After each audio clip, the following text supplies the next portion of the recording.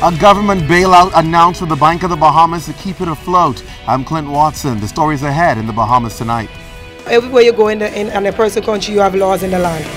So it's for them to abide by the law. Every single floor at the Department of Immigration was booked out with people today as officials deal with the new November 1st policy. And more boots on the ground as the war on crime continues. The Bahamas Tonight, the National Report, starts now. Now in HD.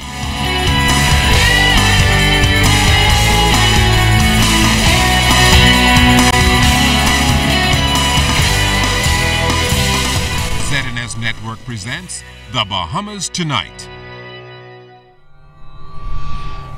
This portion of the news brought to you by BTC Every Day. The government is stepping in to rescue the state-run Bank of the Bahamas from financial ruin. Good evening, everyone. I'm Keisha Adderley. And I'm Kindino Knowles. Well, although the bank's portfolio remains at more than $700 million in assets, its commercial lending portfolio has managed to slip away, pushing the bank from profits into arrears. Well, today, Prime Minister Christie, along with Governor of the Central Bank, Wendy, and Bank of Bahamas' head, made a joint statement on a government-approved rescue plan designed to restore Bank of Bahamas to its glory days. The Bahamas plan designed to rescue the Bank of the Bahamas from its 2 years of losses as it recovers from the global recession.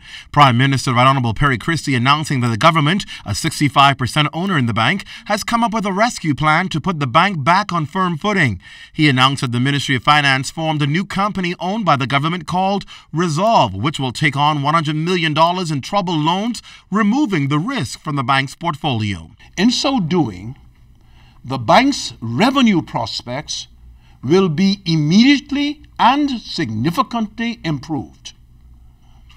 At the same time, shareholder value and the bank's overall financial condition will be enhanced as well.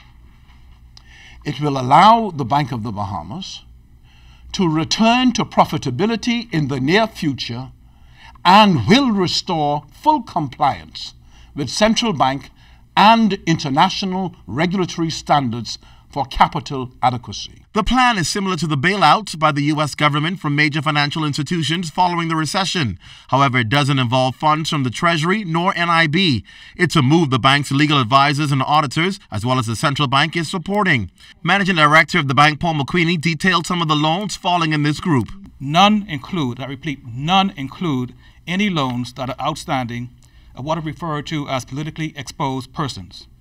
And while on this subject, I should add that the total outstanding loans to such persons constitute a comparatively small percentage of our total consumer book outstanding. A lot of these assets can be recovered. They just take a lot of nurturing, a lot of dedication. In fact, he promises a change in the way the bank conducts business. Important initiatives are also underway to positively impact the culture, improve customer service, and enhance government accountability, and others are ongoing. The bank is already seeing the benefits from a revamped sales and services apparatus, a strategic separation of certain back office and front office functions, and a more defined organizational structure. Central Bank Governor Wendy says the move is a positive step, one they will continue to monitor. This is what supports public confidence in our system and therefore contributes to overall economic and financial stability.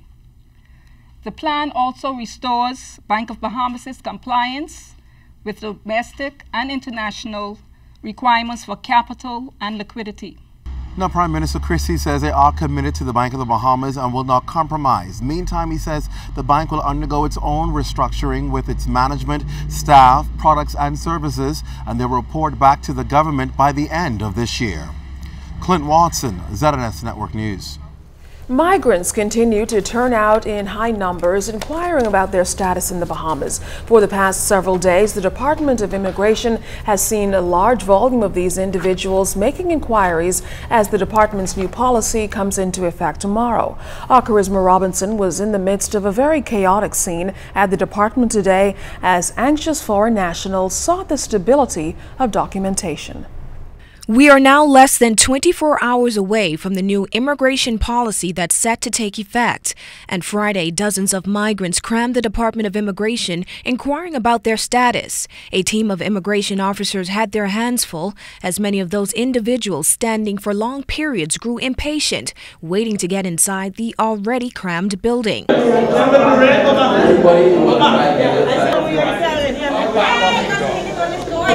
This line is ridiculous. They're already slow inside, so imagine having to come out here and wait on this all day. While there were some seeking extensions to their existing permits, we met one Haitian national who brought her 2 daughters born in the Bahamas to apply for Bahamian passports. We spoke to a number of these people behind me who say they agree with the new policy. This is the people country, and law, everywhere you go in the person country, you have laws in the land. So it's for them to abide by the law. Some people don't want to do that. They want to buy a marriage or whatever they want to do. I've been through it. As the young lady mentioned before, this is a country, that's their rules and regulations, everybody got to go by it. You understand? Some may think it's not fair, some may think otherwise, but you just got to go by their system. You stay in or you stay out. What do you think about the new policy? You do know that's why they're here. Well, I think the new policy is great. Yes, you know, we need to do something.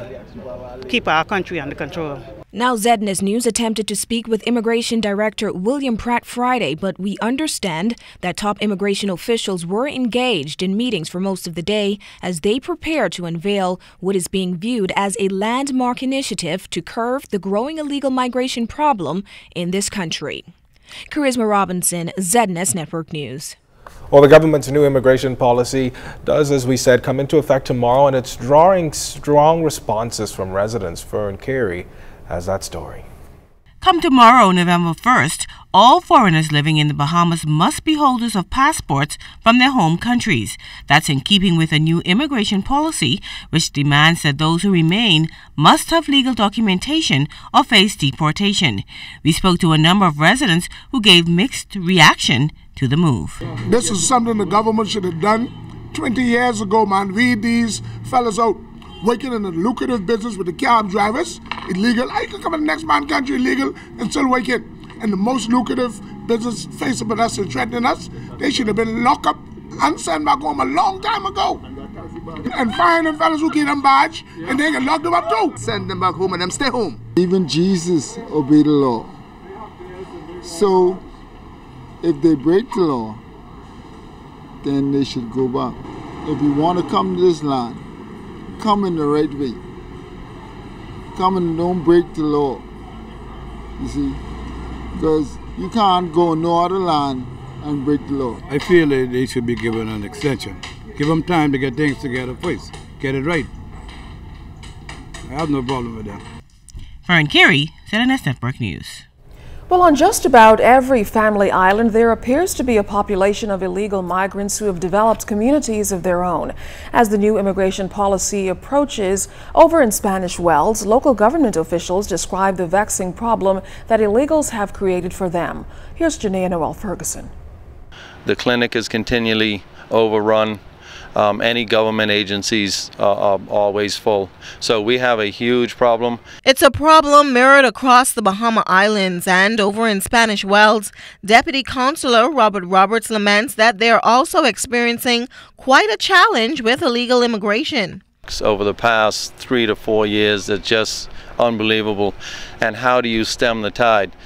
We do have a few innovative ideas that we're going to try to put forward in the coming month or two to document, but it puts a strain on our economy. People from Abaco that visit continually tell us that we look to be getting like the muds in Abaco, and that's something we definitely want to avoid. Undocumented persons have until Saturday to leave the country or face deportation.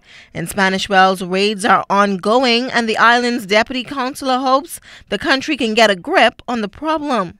Immigration Department over the past month has been conducting some seizures. They caught 30 plus last week and another 12, so about 40 illegals.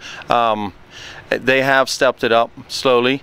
But ahead of November 1st, I think everybody needs to realize that if we don't clean it up, we're all going to suffer.